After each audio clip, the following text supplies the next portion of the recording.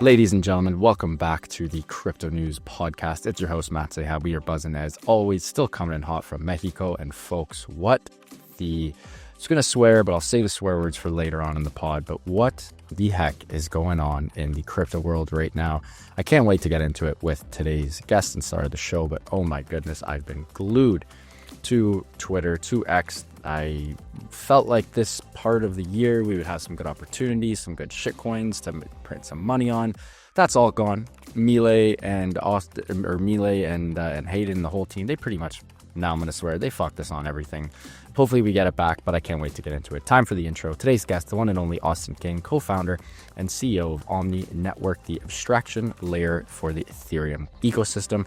With a background in comp sci from Harvard, he began his entrepreneurial journey by creating a payment network that scaled to over 10 billion transactions. Wowza!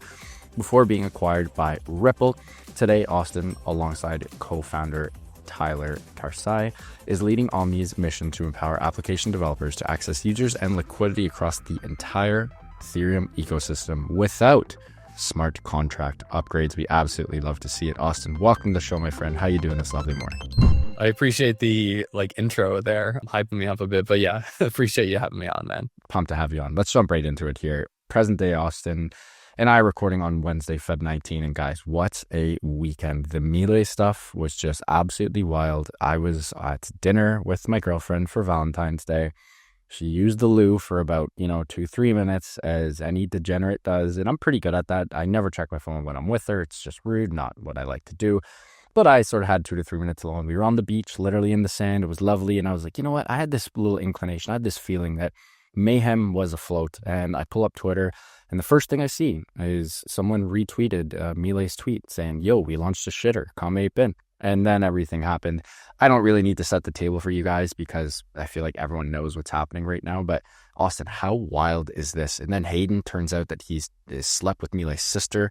And then the worst of all, and I can't even say this on the podcast, but literally, quote unquote, I control that. And then 5-letter bleeped out, What is going on, man? This is mayhem. Yeah. I mean, I don't know. I had never heard of this Hayden guy before, neither have I, a few days ago at this point, but I don't know. It kind of gives me flashbacks to 2017 era when random people who really were not qualified to be involved in stuff like this could just sneak their way into things. And suddenly this random dude named Hayden that very few people have ever met controls $100 million, is has relationships with Melee, his family, etc. I don't know, man. This is one of the craziest things that I've seen happen in a while, and especially just the scale of it. This one dude just sitting on 100 mil, and I don't know if you saw the CoffeeZilla interview as well. Whole thing. He just admits, he's like, honestly, I'm not going to give it to a law firm right now because this is also the leverage that I have over certain people and governments. It's just a dude openly saying I got 100 mil and I'm not going to give it to lawyers because while this makes some people want to hurt me and my family, it's also the leverage I have against other people. So I'm going to hold on to it. Yeah. I don't know, man. I think everybody was really excited about where things were going with very pro crypto policies that we expected to be put in place. And I do think that is still happening, but I do think that we're building up a lot of negative energy right now, which is massive level scam. So I don't know, it's kind of balancing out these forces. Anytime crypto gets heated, this always happens. It's good stuff is happening, but then people seize the opportunity to jump in and kind of do some nefarious activity. But this is pretty nefarious. It's the most nefarious I've seen in a while. Well said there. I still don't know how Hayden got into this. He talked about the Trump dinner and everything. And then of course, when we'll get into Portnoy in a quick sec, but how the hell did this goober who no one's ever heard of, and you know what, I don't like making fun of people's appearances, but he screwed so many people that I'm going to chirp this guy. He has one of the weirdest looking figures I've ever seen in my life. He has the bottom of an O lineman and the face of, I don't even want to go there, but he's just a specimen out of Mars. Yes. And then him and his whole family own some crime syndicate. Dad was in the slammer in jail. I don't know what's going on, but how did this guy get so powerful when none of us have ever heard of him until 5 days ago? Launched Trump, launched Melania, launched that M3, I think helped with the jelly. He's done a bunch of these out of nowhere. I just don't get it. I mean, I do think it's a good learning lesson for those of us who are more kind of consider ourselves crypto natives and stuff, been here for a while, because there are people who are just totally not crypto native and don't even know who is crypto native and not. And Yeah, so they just meet random people like this Hayden dude. And honestly, he's probably super charismatic. Like you don't must get be. into a position like that without you don't get your hands on 100 mil without at least having some like level of like Riz or like I don't Yeah, know the what this sauce. guy's like He's got the sauce is. sauce. Yeah, Yeah, he's yeah. got some sauce though. But I mean, a lot of the world is very curious about this stuff, and I can totally see why Malay, after Trump's meme coin, was like, "Well, that sounds like a good idea for me too." I And then agree. Yeah, this guy who's like, "I actually was involved in Melania and stuff," like to Malay, it was probably like, "Wow, this guy's an insight. This guy knows what's up. He's working with the Americans. Like, I should run it back with him." So I can kind of see from Malay's perspective maybe how he like stumbled into this, but I don't know. Good learning lesson for those of us who like feel like we've been here for a long time and like feel like we're like really trying to push forward the industry. There are people out there who just have no idea like what's going on and can be influenced by people like Hayden. yeah. Well said. Still crazy, crazy. Also, last thing on Hayden, if you're Hayden, I'm not gonna be staying in LA.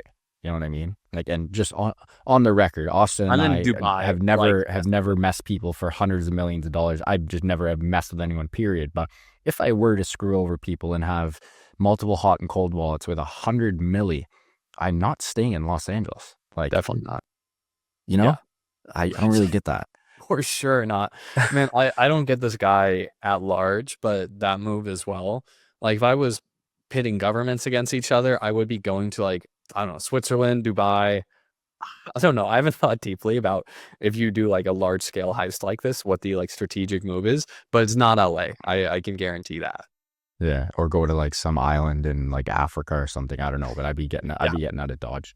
The next point I'd love to discuss, Austin, is Portnoy. I love Portnoy. I think the guy's hilarious. He's sort of a bit of disdain in my mouth after the last. I mean, last night was pretty bad too with the whole greed and greed 2 thing. But I think Portnoy is. I respect what he's done with Barstool. I'm a sports guy. I don't really follow Barstool that much. My favorite non-learning crypto podcast is probably the Spit and Chicklets podcast. I'm Canadian. I love hockey. Played hockey my whole life. It's my favorite sport, like most Canadians. And again, I really respect Portnoy for what he's done. And I think he's a funny dude and makes good content. But I think he's playing with fire right now. Like I don't know if you saw the whole greed and greed 2 thing that happened last night. But I've seen some stuff about it. But can you give me like a TLDR of this though? yeah, so people finally found out because Portnoy's whole thing was he's like, when you send me tokens, I'm going to sell them. I'm going to flash sell them and put them into Jailstool, which is the token that he sort of CTO'd. Yeah. Which I sort of respect. And he said, I'm not selling it till I hit a billy. It's like, okay, then to my knowledge, he hasn't sold any yet. Last night, he's calling everyone. He's like, oh, you greedy, you know what, blah, blah, blah, blah, blah, blah. He launches a token called Greed, but doesn't tell anyone he launched it. And then, of course, it's the blockchain. It's public. We have nerds all around. We're a big community of nerds. We're good at finding things. People find out that he did indeed launch this token called Greed, ran it up, literally said, I will not sell. And 10 minutes later, flash clipped from, I think, like 20 M's to 4 M's, like 80% gone right away. And then supposedly he launched another one called Greed 2 and then flash clip that as well. It's just, I think he's just toying with us. Crazy. And on the flip side, it's like, you know, I had a bunch of friends who messaged me last night and they're like, Matt, why do people keep investing in this when this is how it works? And I said, because it's the only industry besides, I don't know, maybe the lottery or sports betting. You have a better chance in this than sports betting to literally catch 1,000 bagger or 100 bagger. So it's like, if you have Portnoy's tweet notifications on, and you get in at the right time, and you have a phantom wallet loaded, and you have some type of bot like Bonk Bot loaded, and you time it right, you could make 100x. And that's why people keep doing it, because that opportunity is still there. I don't really get it. But on the same side, I'd love your thoughts on this, Austin. I really don't think this is going to change. I feel like the rugs will keep happening and people will still continue to invest in memes because it's that only really moonshot that we sort of have in present day life. Yeah. I do think that we're in this weird stage of the term that I see people use is financial like nihilism, where it's just like, who cares? We know it's a casino. We know there are insiders. I'm just trying to make 100x. And honestly, I think the most interesting thing is to think about like, why, from a social perspective, are we in a position that so many people are kind of desperate for 100 to 1,000x? Because I think that has more kind of like, if you zoom out, it's kind of like interesting statement on where we're at from a societal development perspective, that so many people feel kind of trapped, I guess, in many ways, that their only way to get out of this like rat race or something is to go gamble on greed and greed too. I don't know. I mean, that's obviously far more macro and like a very difficult thing to kind of like discern and fix from a societal level. But, you know, having been building in crypto for at this point 8 years, this is the most degen we've gotten, in my opinion. Like 100%. ICO Yep. era, like cool, pretty degen. I did a lot of degen stuff. I do degen stuff all the time. Like I love playing with this stuff. But honestly, like meme coins are just it's almost like the epitome of how degen I agree. it can be. And I don't think I'm fine. I think forever this will be part of the industry of just like complete pure speculation, no utility. It's just like random junk that people are just like rotating into and out of. But I do think that like it's negative for the industry at large because we're onboarding people into it right now. I think meme coins, like cool, whatever. I don't care if people want to gamble, they can gamble. But I think the toxic part is if you like onboard people into crypto at large through this insanely risky like asset class, I guess. Because I think one big risk that we're building up in this cycle right now is a lot of people are learning about crypto and a lot of people are getting their first exposure to crypto, but that's not happening. I mean, a lot of people are picking up Bitcoin right now and that's good, but a lot of people are also like the first crypto that they're holding is a meme coin. And they're going to like Completely lose agree. in like over 99, honestly, percent of cases, they're just going to lose their money. And so we're building up like a large amount of people throughout the world that will feel like they've used the on-chain economy and crypto at large. And the only thing they're going to remember is somebody scamming them and them losing their money. And so this, I think, is just like 100%. really short-term oriented and like is actually like a pretty decent risk that we're building up because for the first time, we have the opportunity for this to be like a real economy that can provide people who don't have Yes. access to financial Yes. services with like great alternatives that their governments and their banking systems have failed to provide them. But they're not going to take that seriously if they just like lost money on this thing before. They're not going to think like, oh, this might be a good way to like take out a mortgage against my home. Like they're not going to categorize it in that way at all. So I do think this is a big like social risk that crypto I as a technology is developing.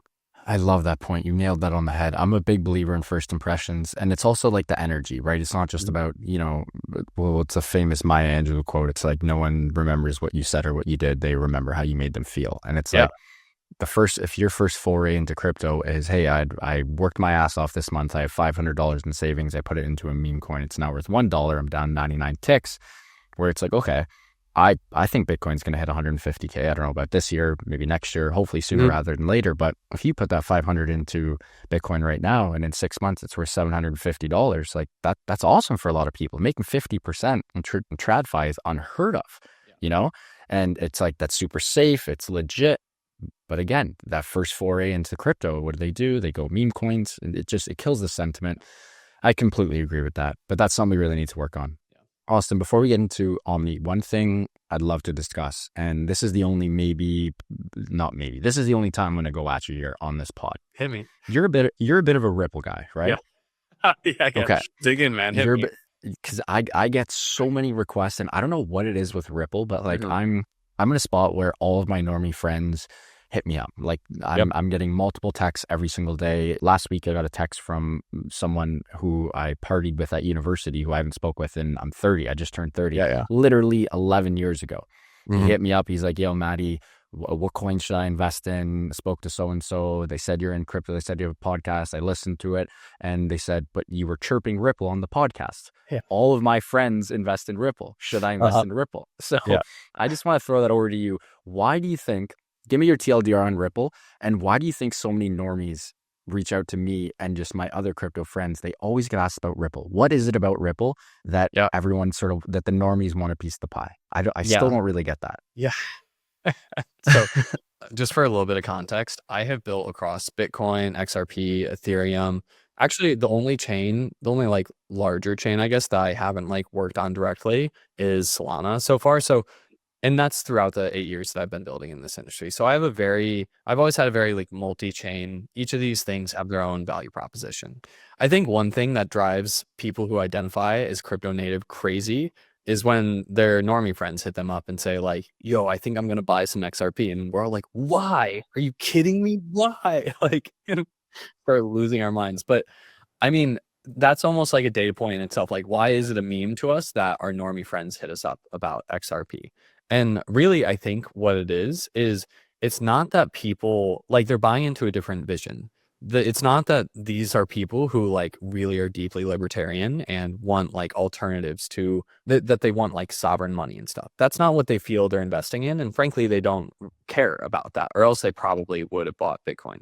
These are more people who just see that the financial system is really slow, clunky, and just like doesn't work super well for many people today. And they've been sold a vision by Ripple that it's going to get better through XRP. And that just makes sense to them. And like, frankly, it's pretty easy to digest that. And I think the fact that so many normies hear that and it resonates with them is proof that it's easy to digest that. It's a good point. And so It's a good point. I think that's like why so many people are interested in accumulating XRP or like hit up their crypto native friends. And like, I think the same is true about Cardano, but in a different way. They kind of have their own like different narrative there, but it's not the same narrative that Bitcoin and Ethereum have. And I think it's simply like, those are different visions, like sovereign money, independent of the US financial system. Super cool. Super cool. There's a reason that I'm buying Bitcoin each week, but it's very different than the vision for XRP. And so I think these all have merit in their different ways. Obviously, it's crypto, like everything's extremely volatile, but I do think that especially with the recent like result of the lawsuit and now like Trump is president talking about making like the US the crypto capital of the world, I do think that there are like very fair arguments that can be made for a bull case for like Ripple and XRP. And I mean, at large, honestly, I'm just like very grateful. I've had the opportunity to work with Ripple over many years and I've learned a lot from working with them. I got to like work with a lot of their leadership. And especially when I just graduated from Harvard, like honestly, I didn't really know what I was doing in a lot of ways.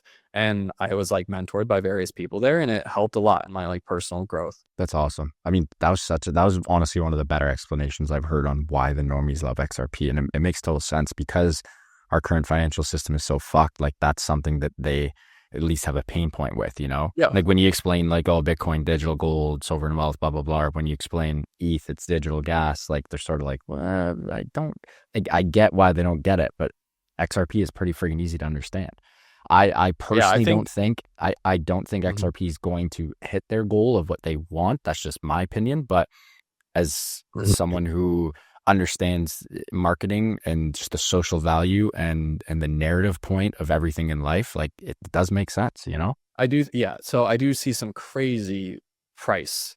I think a lot of people engage with farm by like saying insane numbers that it's just like, that's so what you want it to be like the world economy, like there like there are insane, and I think people just like understand that they can say big numbers and like engagement farm through that. But actually one of the most interesting comments, I think for people who just don't get it, it can be summarized by this one statement.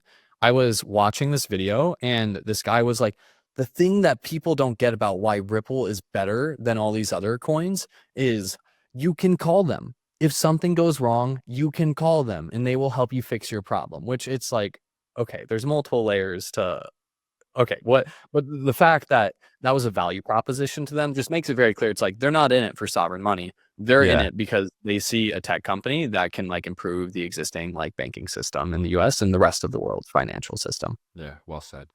Wow, what a start. We're on a roll here and I'm having a blast. We gotta take a quick break and then it is Omni time. As soon as we get done with this ad read, we're gonna jump into Omni, take a deep dive, and can't wait to get into that. Until then, huge shout out to Prime XBT, longtime friends and longtime sponsors of the Crypto News podcast. We love the team at Prime XBT as they offer a robust trading system for both beginners and professional traders. It doesn't matter if you're a rookie or a vet, you can easily design and customize your layouts and widgets to best fit your trading style. Prime XBT is also running an exclusive promo for listeners of the Crypto News podcast. Use the promo code CryptoNews50, that is CryptoNews50, all one word, to receive 50% of your deposit credited to your trading account. Again, that is CryptoNews50, all one word, to receive 50% of your deposit credited to your trading account. Now back to the show with Austin. Let's take a deep dive into it.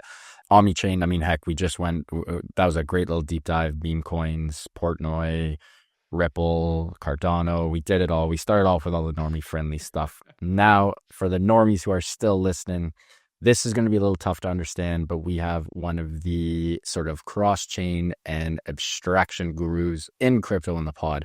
So Tell me about Omni, and maybe let's start with the problem before we get into Omni and the solution, but give me the TLDR, the elevator pitch on Omni. Yeah, I mean, honestly, one thing that we've gotten a lot better at over time is learning to communicate well about like what we're actually trying to build here. And Yes. so, yeah, and honestly, for many years, I would be like, but there's like this optimized smart contract. I would just get way too in the weeds about the like tech of it. And so, like, what are we actually trying to do with Omni? Basically, what's happening is like a majority of people across the world think they've used crypto, but they haven't. They've like bought a coin on a centralized exchange and they think that's using crypto, but that's Yeah. not using the like accessing the on-chain economy. In the on-chain economy, it's just this like open financial network where you can buy treasury bills, you can take out loans, you can trade. People don't understand that there's actually this like open permissionless financial system that is out there, but they think just because they bought XRP on a centralized exchange that like they have used crypto. So our thesis on this effectively is that one of the key things that is happening here is it's growing in maturity. Like you can literally buy treasury bills. Like there's real financial utility here on the complete opposite end of the spectrum of meme coins, but it's so hard to use it for like a vast majority of people that would benefit from it. You know, you have to think about different chains. You got to write down 12 words on a piece of paper and like put it in a safe and don't tell anybody about that. You have to think about gas tokens. There's all this like crazy technical complexity required to actually access the on-chain economy today. And what we're focused on is just removing that technical complexity. Don't make people think about chains. Don't make people think about gas tokens. If they don't want to think about self-custody wallets, they shouldn't have to think about that. So that's actually what we're focused on at Omni. Is just there is a gap between like where crypto is at today and how it needs to feel to use it for the people who actually would benefit the most from an open permissionless financial system to actually be able to use it and benefit from it. So that's what we're focused on. Just make it easier to use this stuff. Like it's at a point where there are like real financial utilities, but most people are still blocked out because it requires a lot of like technical expertise to actually access these systems. Well said.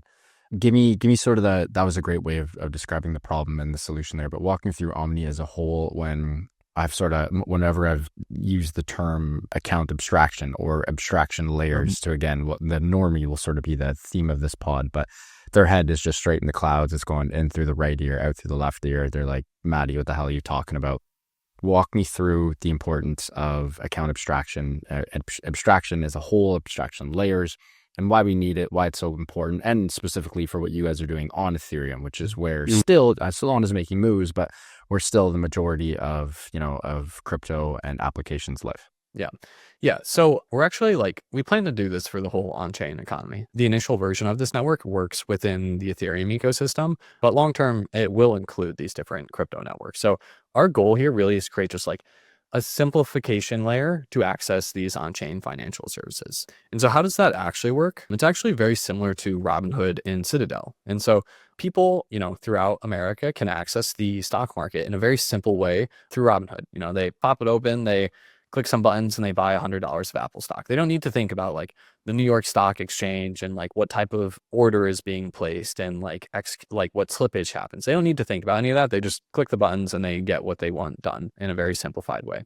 The only way that Robinhood is able to access that level of simplicity to users is by relying on Citadel.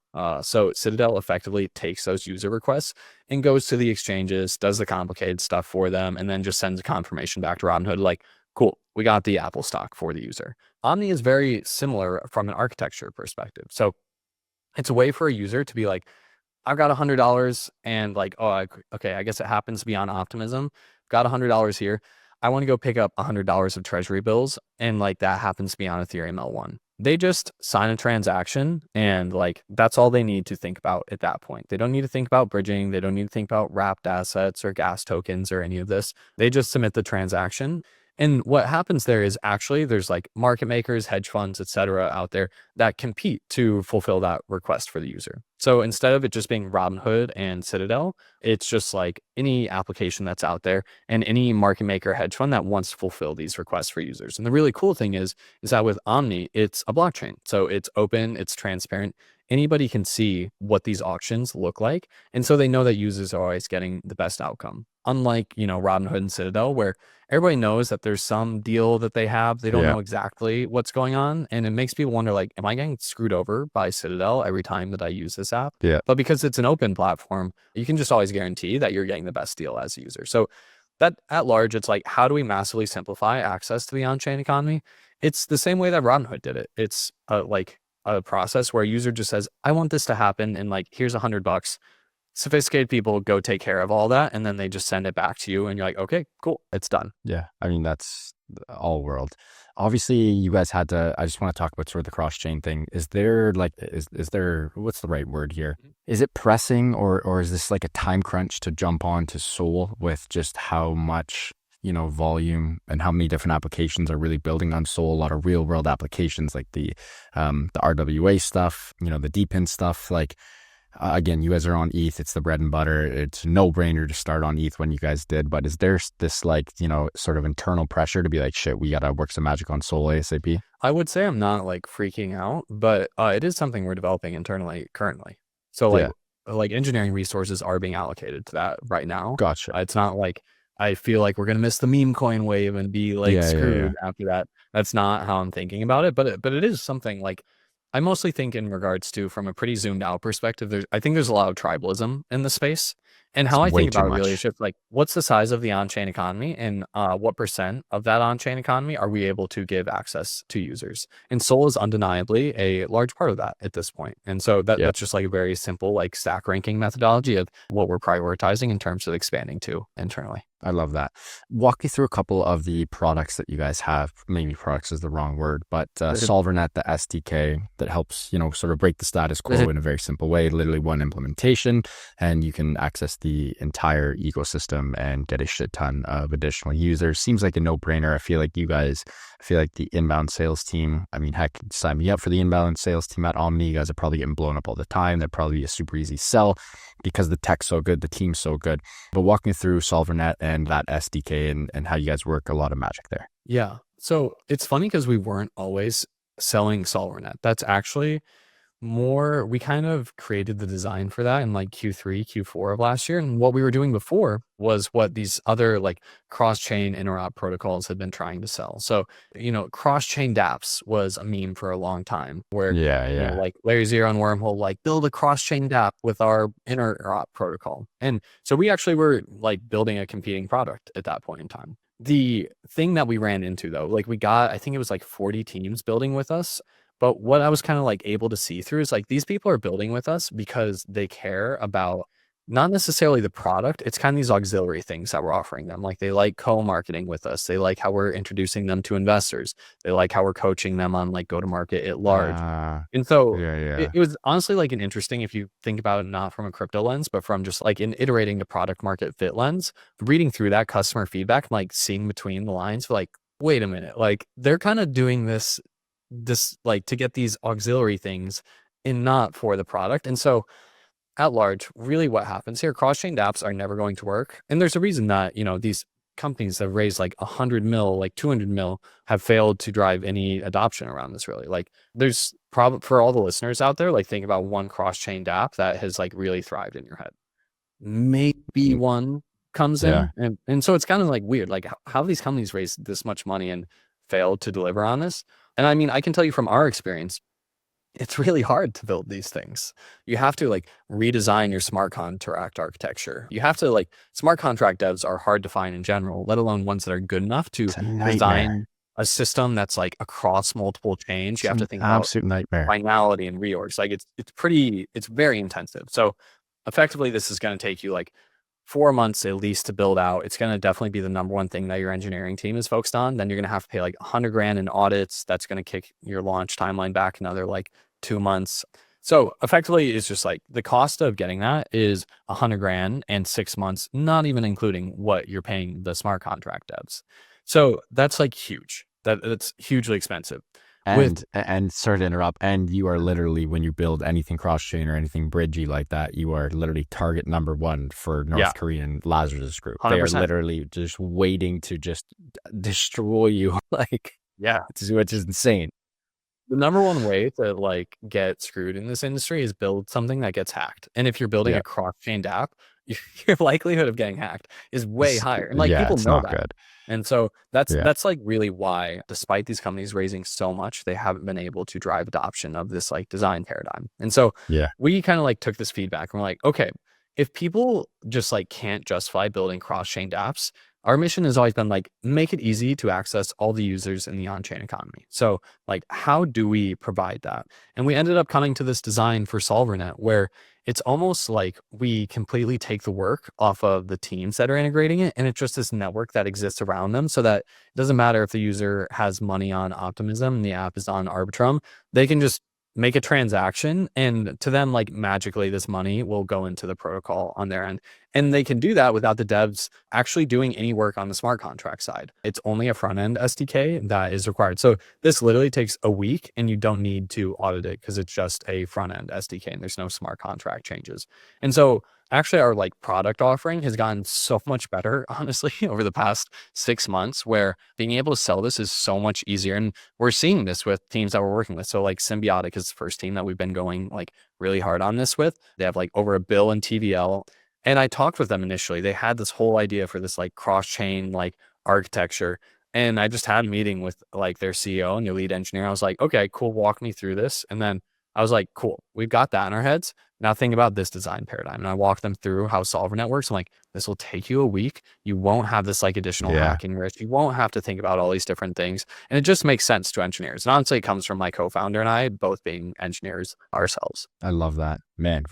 I love to hear that. That's what we need though. We need more account abstraction. We need like, without that, I feel like it's way too tough to get mass adoption. Yeah. In this lovely, little bubble that we live in.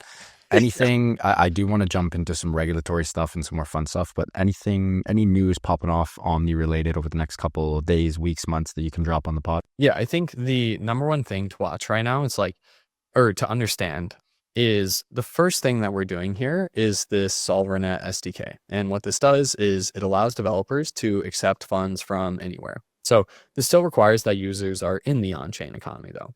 But kind of like you're talking about account abstraction and these just like more simple ways to interact with the on-chain economy is necessary if we're actually to like really seriously scale this industry. And so where we're going at large is like, we're not just selling an SDK to teams that have built dApps. Really, that's a way to like bootstrap the network here. And what we're going to move to over time is we're going to start selling that to wallets so that wallets, you can, if you just hold 100 USDC, they can just show a button. It's like, do you want to get 4% APY from treasury bills? And the user can just be like, yeah, okay.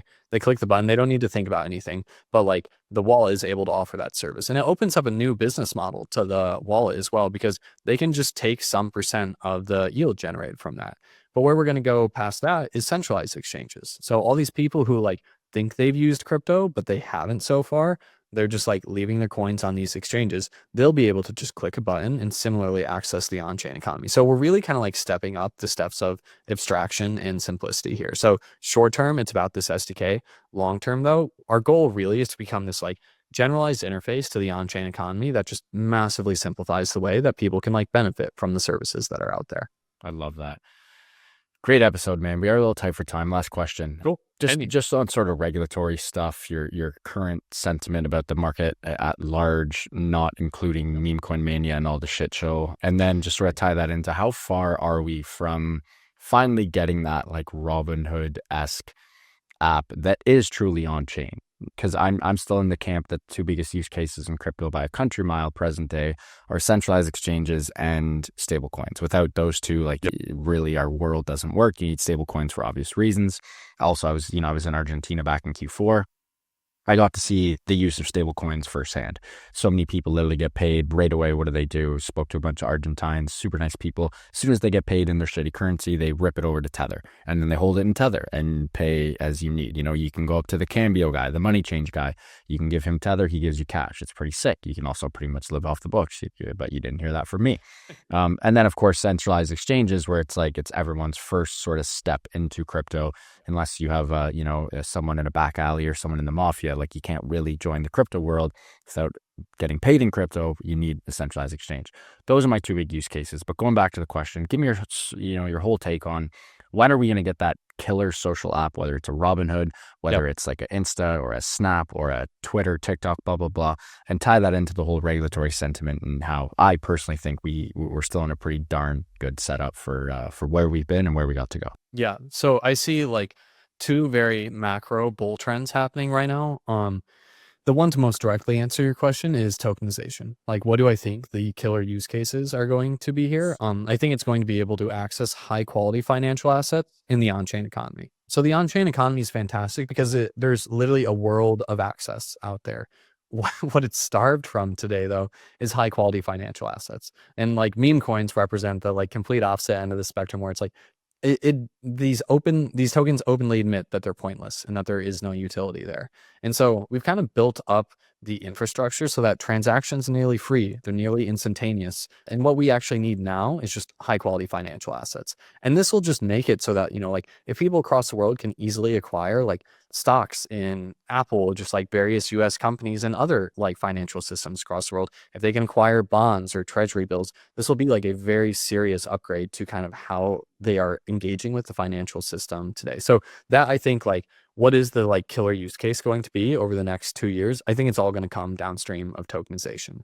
That, however, will be constrained and like won't really scale unless we hit our goal at Omni of just making it so much easier to access these things. When I explain it to normies, I'm like, all right, where you're at right now in the on-chain economy is effectively, in order to use a website, you have to have an account at Google Cloud and an account at AWS, and you have to have credits at each. And each time you go to a different website, like you gotta, and like obviously we don't think about that when we access websites today. And so that's really what we're doing at Omni. It's just like make it so that using crypto applications just looks like using the internet. And I see like a very clear technical path to that. Like I said, like my background's in engineering, like this is going to happen. It's not like we need some sci-fi technology. Like I see the actual roadmap to making this happen. It's not a crazy time away. So those are kind of the two things that are like intertwining for this cycle, in my view, just like accessibility and ease of use and high quality financial assets entering the on-chain economy through tokenization.